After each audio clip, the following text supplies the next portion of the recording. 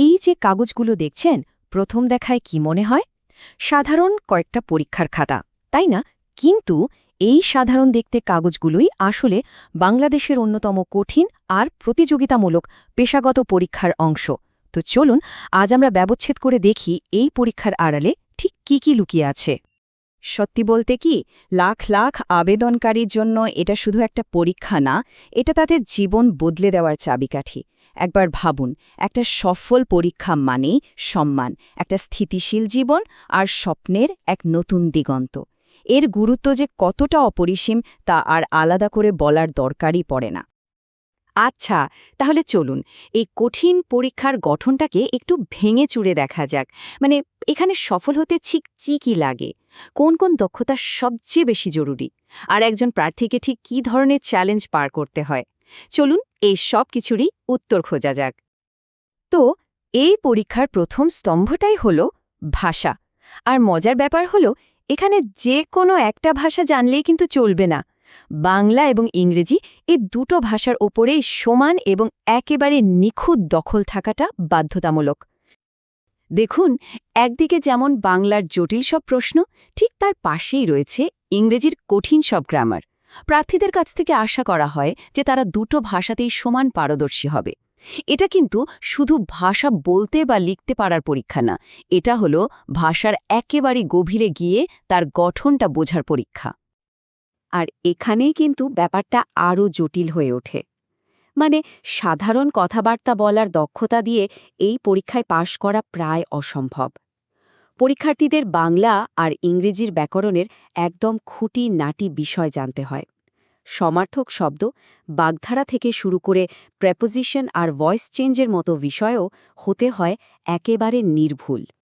একবার ভেবে দেখুন কতটা গভীরে যেতে হয় পরীক্ষার্থীদেরকে দুইটা ভাষাতেই লিঙ্গ পরিবর্তনের মতো বিষয়ও জানতে হয় যেমন ইংরেজিতে ম্যান থেকে ওমেন এটা তো আমরা মোটামুটি সবাই জানি কিন্তু বাংলায় মহতের স্ত্রীলিঙ্গ কি হবে বা ধরুন নেতার এই ছোট ছোট কিন্তু ভীষণ গুরুত্বপূর্ণ বিষয়গুলি কিন্তু পরীক্ষার আসল মানটা ঠিক করে দেয়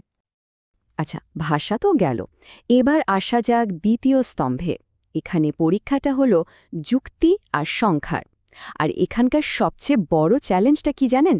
সময় একদম সীমিত সময়ে কিভাবে গাণিতিক আর যৌক্তিক দক্ষতার পরীক্ষা নেওয়া হয় চলুন সেটাই দেখি চলুন এই প্রশ্নটার দিকে একটু তাকানো যাক প্রশ্নটা হলো বার্ষিক 5% হারে জনসংখ্যা বাড়লে 4 বছরে একটা শহরের জনসংখ্যা ঠিক কতখানি বাড়বে একটু ভাবুন তো এই ধরনের একটা সমস্যার সমাধান কিভাবে করা যেতে পারে আর হ্যাঁ এই প্রশ্নগুলো কিন্তু সরাসরি পরীক্ষার আসল প্রশ্নপত্র থেকেই নেওয়া এখানে শুধু অঙ্ক কষতে পারলেই কিন্তু হবে না আসল পরীক্ষাটা হলো বাস্তব জীবনের একটা সমস্যাকে বুঝে সেখানে সঠিক সূত্রটা প্রয়োগ করার দক্ষতা এই সমাধানটাও কিন্তু করা হয় খুব যৌক্তিক কয়েকটা ধাপে প্রথমে সঠিক সূত্রটা খুঁজে বের করতে হবে তারপর সেই সূত্রে মানগুলো বসিয়ে নির্ভুলভাবে গণনা করতে হবে এই যে ধাপে ধাপে সমস্যা সমাধান করার ক্ষমতা এটাই এখানে আসল বিষয় চলুন এবার তৃতীয় স্তম্ভটার দিকে নজর দেয়া যাক আর এটা সম্ভবত সবচেয়ে বিস্তৃত আর কঠিন অংশ এটা হলো সাধারণ জ্ঞান যেখানে একজন প্রার্থীর জ্ঞানের পরিধিটা মাপা হয় আর এখানে প্রার্থীদের কাছ থেকে যা আশা করা হয় তা এক কথায় বলতে গেলে অবিশ্বাস্য তাদের যেন আক্ষরিক অর্থেই সব কিছু জানতে হবে শুধু একবার প্রশ্নের পরিধিটা খেয়াল করুন রূপপুর পারমাণবিক বিদ্যুৎ কেন্দ্র কোথায় ইউএনএইচসিআর-এর পুরো নাম কি কম্পিউটারে সেভ করার কিবোর্ড শর্টকাট কি ফিলিপাইনের রাজধানী কোথায় আমাদের জাতীয় ফুলের নাম কি জাতীয় সঙ্গীতের রচয়িতাকে মানে দেশীয় অবকাঠামো থেকে শুরু করে আন্তর্জাতিক সংস্থা আবার সাধারণ প্রযুক্তি কোনো কিছুই যেন বাদ যায় না তো এই যে তিনটি স্তম্ভ আমরা দেখলাম ভাষা যুক্তি আর জ্ঞান এগুলো থেকে আমরা কি বুঝতে পারছি এই পরীক্ষাটা আসলে ঠিক কী ধরনের প্রার্থীকে খুঁজে বের করার জন্য তৈরি করা হয়েছে চলুন সবটা মিলিয়ে একটা চিত্র দাঁড় করানো যাক চিত্রটা কিন্তু বেশ পরিষ্কার এই পরীক্ষা এমন একজন প্রার্থীকে খুঁজছে যার ভাষায় আছে নিখুঁত নির্ভুলতা যুক্তিতে আছে ক্ষুরধার বিশ্লেষণ যিনি দুটো ভাষাতেই সমান পারদর্শী আর যার জ্ঞানীর পরিধিটা প্রায় একটা বিশ্বকোষের মতো কিন্তু মজার ব্যাপার হল বিষয়টা শুধু দক্ষতায় সীমাবদ্ধ নয়। একটা প্রশ্নপত্রে পাওয়া এই উক্তিটা দেখুন কি গভীরের অর্থ। কোনো কাজই উঁচু বা নিচু নয়, কাজ নিজেই একটি মর্যাদা।